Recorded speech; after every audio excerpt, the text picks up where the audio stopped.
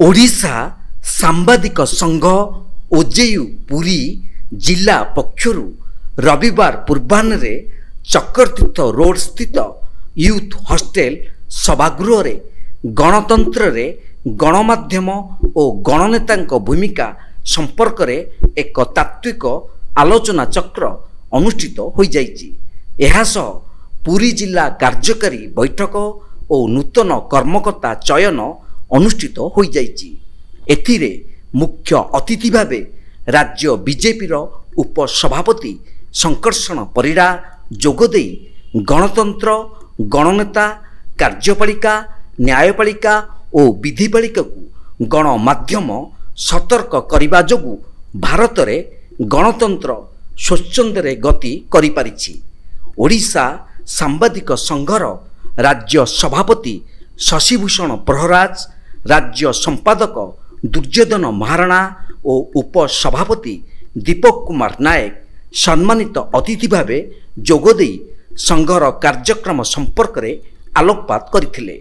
जिला सूचना और लोकसंपर्क अधिकारी संतोष कुमार सेठी सांबादिक कल्याण संपर्क रे राज्य सरकार विधि व्यवस्था उपरे आलोकपात करथिले। समाजसेवी सूर्यनारायण रथ, दक्ष सांबादिका प्राची महापात्र, प्रोफेसर भक्तिरंजन पलेई प्रमुख आलोचना रे अंशग्रहण करी गणमाध्यम भूमिका संपर्क रे विशद भावे आलोचना करथिले।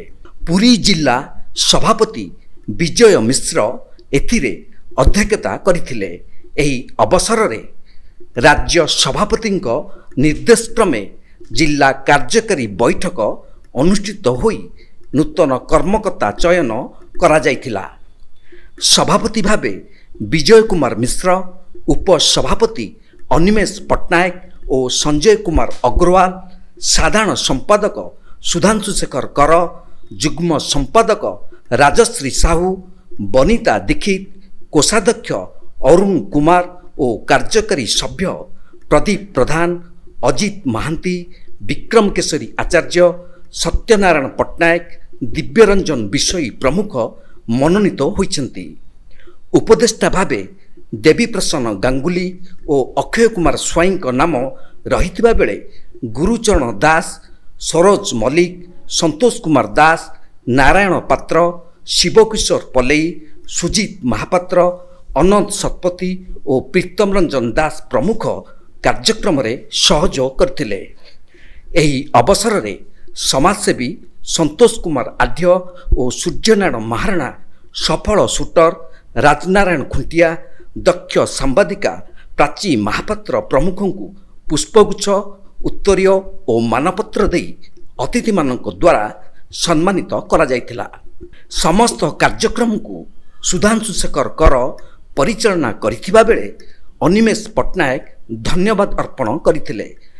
आजिका दिन में पाठक एवं दर्शक जो द्वंद्व पड़ुचंती विभिन्न घटनावली को नहीं विभिन्न गणमाध्यम आस्तिक नास्तिक वाचक जो आलोचना पर्यालोचना करुचंती सेही प्रसंग रे आजिका दिन में गणमाध्यम ऊपर परिणत होगा जाऊँगी एवं जो गणनेता गुड़ी कहते गणनेता माने सामग्रिक भाव में देशर विकास तलस्तर आरंभ कर उपस्थल पर्यंत ग्राम आरंभ कर सहरांचल पर्यंत जो भाई भाव में विकास हवा कथा एवं जो गणमाध्यम प्रतिनिधि माने तार दैनंदिन जीवन में जो ग्रामांचल सहरांचल पर्यंत जो खबर परिवेशन कर गुरुत्व दौना एवं समन्वय रक्षा करूना जहाँफल जो भाया विकास हवा कथा देश में दीर्घ 7 दशंधि पर स्वाधीनतार से भाया विकास आखिदृश्य हो पारना।